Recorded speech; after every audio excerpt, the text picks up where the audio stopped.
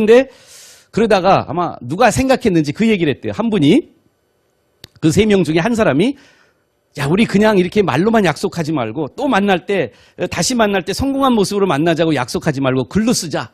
그래가지고 그냥 공책을 찢어가지고 3명이서 각각이 다 똑같이 3명이 그 공책 종이에다가 약속을 썼어요. 그 약속이 이런 내용이었습니다. 영원한 나의 친구요. 우리들의 우정은 이 지구가 없어지는 한이 있더라도 결코 변하지 않을 것이다. 노력하라 친구요. 참으라 친구요.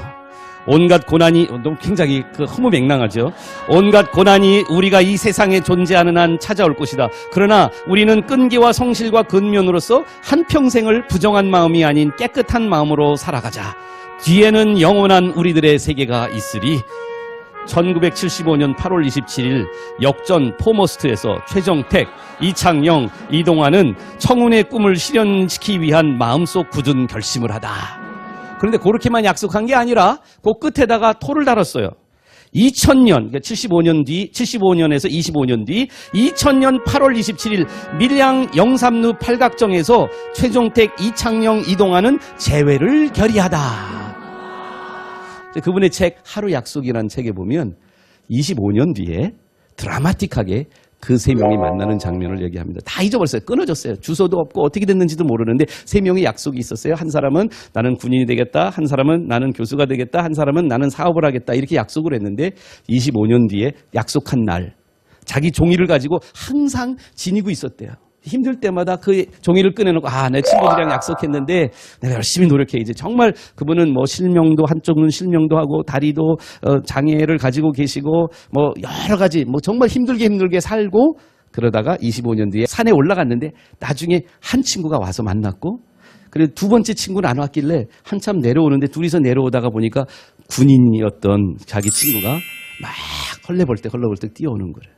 근데 그분은 그의 책을 통해서 그 이야기를 저에게 감동적으로 심어준 거예요. 뭐냐면 그 약속이 자기 인생과 두 친구의 인생을 지켜줬다는 거예요. 여러분들 우리가 결혼식장에서 형식적으로 그냥 남들이 다 하니까 하는 그런 약속일지라도 그 약속이 우리 안에 의미를 회복한다면 그 약속이 서약적인 의미를 회복한다면 저는 그 약속이 결혼을 지켜줄 거라고 생각하는 사람 중에 한 사람이에요. 이런 말씀을 드리는 제 마음속에 한 분의 약속에 대한 가치를 노년에까지 유지했던 한 분의 이야기를 오늘 여러분들에게 들려드리고 제 강의를 마치려고 해요.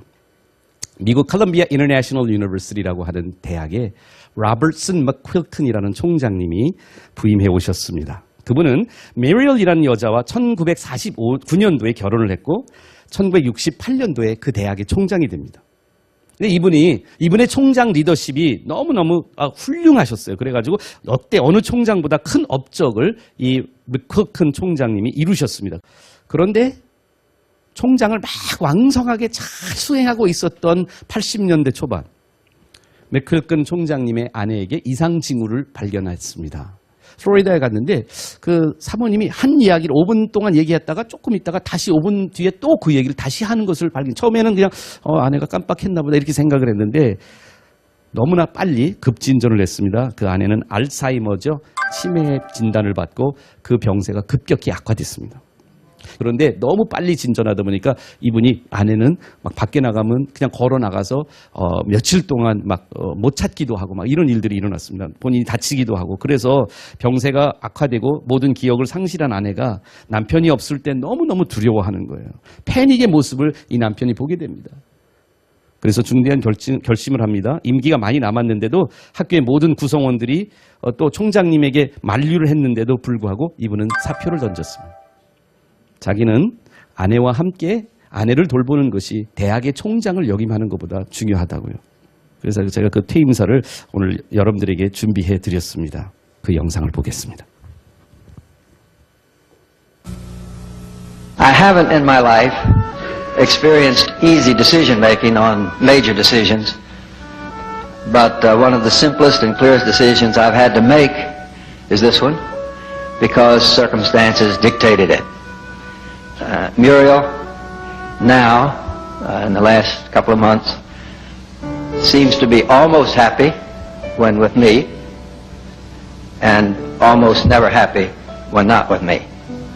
In fact, she seems to feel trapped, becomes very fearful, sometimes almost terror.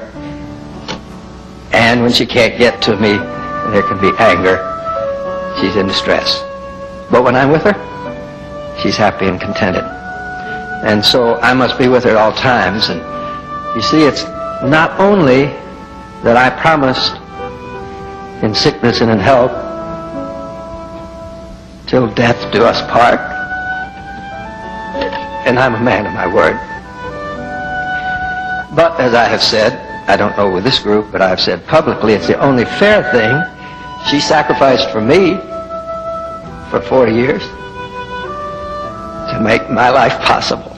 So, if I cared for her for 40 years, I'd still be in debt. However, there's much more. It's not that I have to, it's that I get to. I love her very dearly, and you can tell it's not easy to talk about. She's a delight. It's a great honor to care for such a wonderful person.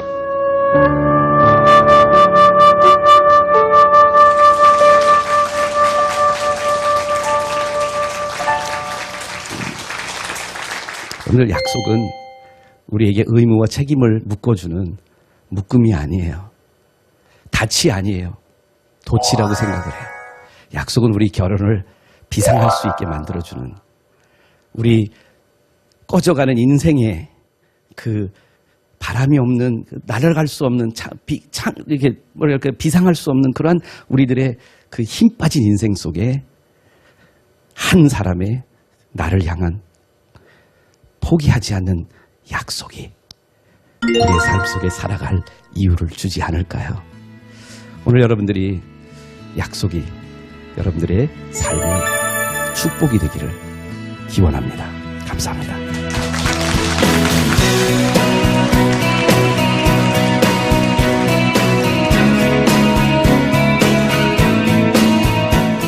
부자 관계로 토크쇼 하는 거 본 적 있으세요? 부자 관계는 방송에서 주로 어떻게 처리하냐면 관찰 카메라라는 거 아시나요? 부자를 찜질방에 모십니다. 아빠가 계란 먹어라. 네 아빠. 침묵 30분. 아들아 별일 없니? 이렇게 대화를 나누고 싶은 거죠. 이 아들 어떻게 생각하세요? 먹고 살려고 하죠. 너무 사랑하기 때문에 기대가 있어서 힘든 거고, 하지만 세대 차이가 2바퀴가 나잖아요.